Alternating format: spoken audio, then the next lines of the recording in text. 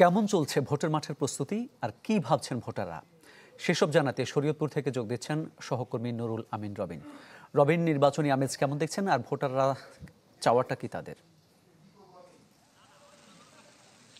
মামুন, পদ্মা মেঘনা বেষ্টিত শরীয়তপুর জেলাকে বলা হয় দক্ষিণবঙ্গের প্রবেশদ্বার। আপনি জানেন যে শরীয়তপুরের জাজিরা প্রান্তেই কিন্তু পদ্মা সেতুর দক্ষিণ পার এসে মিশেছে, যার কারণে এই অঞ্চলটিকেই দক্ষিণাঞ্চলের প্রবেশদ্বার হিসেবে বিবেচিত করা হয়। এবং এই অঞ্চলে কিন্তু মানুষ যেই সামনে জাতীয় নির্বাচন অনুষ্ঠিত হওয়ার কথা রয়েছে, সেই নির্বাচনকে ঘিরে আমরা দেখেছি একটি উৎসবমুখর পরিবেশ বিরাজ করছে। ভোটাররা যেটি বলছে যে দীর্ঘ সময় তারা ভোট দিতে পারেনি কেন্দ্রে গিয়ে, যার কারণে যেহেতু এবারের নির্বাচন তাদের প্রত্যাশা একটি গ্রহণযোগ্য এবং অংশগ্রহণমূলক নির্বাচন হবে এবং সকলে কেন্দ্রে গিয়ে ভোট দিবে, এমনটাই কিন্তু এখানকার ভোটাররা প্রত্যাশা করছেন। আমি রয়েছি জেলা শহরের সদর উপজেলা পরিষদের সামনে। এখানে শরীয়তপুরের যেই নতুন ভোটার যারা এবছর ভোট দেবে, তারা প্রথমবারের মতো ভোটার হয়েছে এবং নানান শ্রেণী পেশা নানান বয়সী মানুষ এখানে রয়েছে। আমরা কথা বলবো এবং জানার চেষ্টা করব তাদের অনুভূতির কথা। আচ্ছা, শরীয়তপুর তো দীর্ঘদিন যাবৎ অবহেলিত একটা জেলা এবং শরীয়তপুরে যেই সকল কাজ সেক্টরে কাজ করার সুযোগ রয়েছে, কোন কোন জায়গায় কাজ করার সুযোগ রয়েছে এবং কোন কোন জায়গায় অবহেলিত মনে হচ্ছে শরীয়তপুরকে? বিশেষ করে আমাদের শরীয়তপুরে যোগাযোগ ব্যবস্থা খুবই খারাপ। এটা বিগত ফ্যাসিস্ট আমলে আমাদের শরীয়তপুরে উন্নয়নমূলক কোনো কাজ হয়নি। ওই সময়ের সেই সংসদ সদস্যরা শেখ হাসিনাকে খুশি করার জন্য বলতো যে সারা বাংলাদেশের উন্নয়নের ধারাবাহিকতায় শরীয়তপুরের রাস্তাঘাট 95% কমপ্লিট, যার ধরুন এখানে কাজ কেউ আনে নাই বা এখানে কোনো কাজ হয় নাই। বিশেষ করে রাস্তাগুলো, আমরা এখনো ঢাকায় যাই, পদ্মা সেতু ওঠার আগে আমাদের প্রচন্ড রাস্তা সংস্কার করা দরকার। আমাদের মানে চলাচলের একেবারে অযোগ্য হয়ে পড়ছে, এই রাস্তাগুলো করা দরকার। বিভিন্ন প্রজেক্ট নিয়ে শরীয়তপুরের ছোট ছোট যে রাস্তাগুলো আছে সেগুলো করা দরকার। আমরা বিভিন্ন রাস্তাগুলো ভেঙে গেছে। বিশেষ করে শুনছিলাম আমরা যে উনি যেটি বলছিলেন যে মূলত শরীয়তপুরের সড়ক যোগাযোগ ব্যবস্থায় মারাত্মক রকমের ঘাটতি রয়েছে। এখানে অধিকাংশ সড়কগুলি ভাঙাচোরা। বিশেষ করে আমি যদি বলি যে জেলা শহর থেকে রাজধানীতে যাওয়ার যে একমাত্র সড়ক, সেই সড়কটির অবস্থা কিন্তু একেবারেই বেহাল, খানাখন্দে ভরা। সেই সড়কটি নিয়ে ক্ষোভ রয়েছে মানুষের মাঝে। এই অঞ্চলের আরেকটি বড় সমস্যা রয়েছে নদী ভাঙন।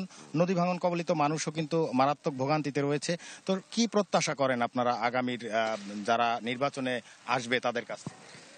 শরীয়তপুর আমাদের পদ্মা সেতু অতি নিকটে, প্রায় 30 থেকে 40 কিলোমিটার দূরে, কিন্তু ঢাকা যেতে আমাদের অনেক বেগ পেতে হয়। শরীয়তপুরে কোনো উন্নয়নমূলক কাজ হয় নাই। বিগত 17 বছরে আওয়ামী লীগ তেমন কোনো উন্নয়নমূলক কাজ করে নাই। আমরা চাই আগামীতে জাতীয় সংসদ নির্বাচন হবে। এই সংসদ নির্বাচনে শরীয়তপুর 1 এবং 2 এবং 3 যাকে নমিনেশন দিয়েছে তারা উন্নয়নমূলক কাজ করবে এবং শরীয়তপুরকে একটি আধুনিক মডেল হিসাবে গড়ে তুলবে এবং শরীয়তপুরে উন্নয়নমূলক কাজ করবে, যাতে শরীয়তপুরে আমাদের নেতা মিয়া নুরুদ্দিন অপু ভাই আছে, তার শরীয়তপুরে উন্নয়নমূলক কাজ করতে পারে। সবাই আমরা এই উন্নয়নমূলক কাজের জন্য যা আমরা আগামীতে জাতীয় সংসদ নির্বাচনে এই 3 আসন থেকে যদি আমরা তাদের বিপুল ভোটে বিজয় করে তাদেরকে আমরা নির্বাচিত করতে জাতীয় সংসদে পাঠাতে পারি, তাহলে আমার মনে হয় শরীয়তপুরে ব্যাপক কাজ হবে। হ্যাঁ, শুনছিলাম আমরা আসলে মানুষের মধ্যে ক্ষোভ রয়েছে, কারণ আপনি জানেন যে শরীয়তপুর জেলাতে কিন্তু শিক্ষা, স্বাস্থ্য, চিকিৎসা, তার উপরে নদী ভাঙন নিয়ে মারাত্মক ভোগান্তিতে রয়েছে এই জেলার মানুষ। আমরা আর একজন নতুন ভোটারের সাথে কথা বলবো। প্রথমবারের মতো তরুণ যারা ভোটার হয়েছেন, কি প্রত্যাশা করি আমরা আসলে এই আগামী নির্বাচনকে? কি আমার জীবনে এর আগে 2টা ভোট চলে গেছে, কিন্তু আমি আসলে এই ভোট দিতে পারি না। এটা আমার জীবনের সবচেয়ে বড় একটা আক্ষেপ। প্রতি বছর যখন ঈদ আসে ঈদ উদযাপন করতে পারি, কিন্তু ভোট দিতে পারি নাই। তবে আগামীর যে নির্বাচনটা সেখানে আমি ভোট দিতে পারবো, এটা আমার একটা ঈদের আনন্দের মতো লাগতেছে। প্লাস হচ্ছে আমি চাচ্ছি বাংলাদেশে যারা তরুণ প্রজন্ম আছে তারা এমন একটা প্রার্থীকে, এমন ব্যক্তিদেরকে নির্বাচিত করুক যারা আগামী বাংলাদেশকে খুব সুন্দর একটি বাংলাদেশ হিসেবে গড়ে তুলবে, যেখানে মানুষকে ভাইরাল হতে হবে না তার বিচার নিশ্চিত করার জন্য, যেখানে মানুষকে তার অধিকারের জন্য রাস্তায় নামতে হবে না, যেখানে ফ্যাসিস্ট স্বৈরা শাসকের মতো শাসকদেরকে এদেশ থেকে বিতাড়িত করার জন্য রাস্তায় নেমে আন্দোলন করতে হবে না। আমরা 1947 সালের আন্দোলন দেখেছি, আমাদের মুক্তিযুদ্ধ দেখেছি, এরপর 24-এর আন্দোলন দেখেছি। এগুলির ধন্যবাদ। তারা যেটি বলছিলেন যে বিভিন্ন সময় আন্দোলনের মধ্য দিয়ে তাদের অধিকার আদায় করতে হয়েছে, তো আগামীতে যারাই আসবে তাদের যেন কোনো আন্দোলনে নামতে না হয় কোনো অধিকার নিয়ে। ছোট্ট করে যদি একটু বলেন প্রত্যাশা কি আগামী নির্বাচনে?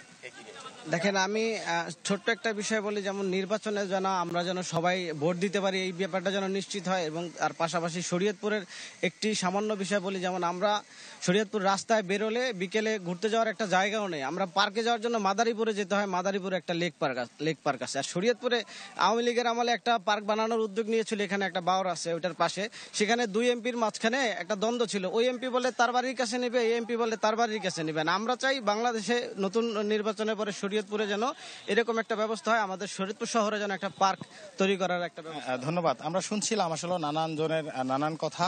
তবে শরীয়তপুরে কিন্তু খুব গুরুত্বপূর্ণ বেশ কিছু বিষয় রয়েছে, যেমন এখানে একটি 250 শয্যার একটি হাসপাতাল নির্মাণাধীন রয়েছে দীর্ঘদিন যাবৎ। হাসপাতালটি কিন্তু দীর্ঘ প্রায় 3 বছরের নির্মাণ কাজ শেষ হয়নি। সড়ক যোগাযোগ নিয়ে ভোগান্তি রয়েছে, যেটি ইতিমধ্যে সকলের ক্ষোভ কিন্তু এই সড়ক কেন্দ্রিক এবং নদী ভাঙ্গন কেন্দ্রিক, যার কারণে এখানকার ভোটার যারা রয়েছে তারা যেটি প্রত্যাশা করছে, আগামী নির্বাচনে তারা স্বতঃস্ফূর্তভাবে উৎসবমুখর পরিবেশে ভোট দেবে এবং তাদের পছন্দের প্রতিনিধিকে সংসদ সদস্য হিসেবে বানিয়ে পাঠাবেন এবং শরীয়তপুরের জন্য কাজ করাটাই হচ্ছে তাদের মূল লক্ষ্য হবে, এমনটাই তারা প্রত্যাশা করছেন।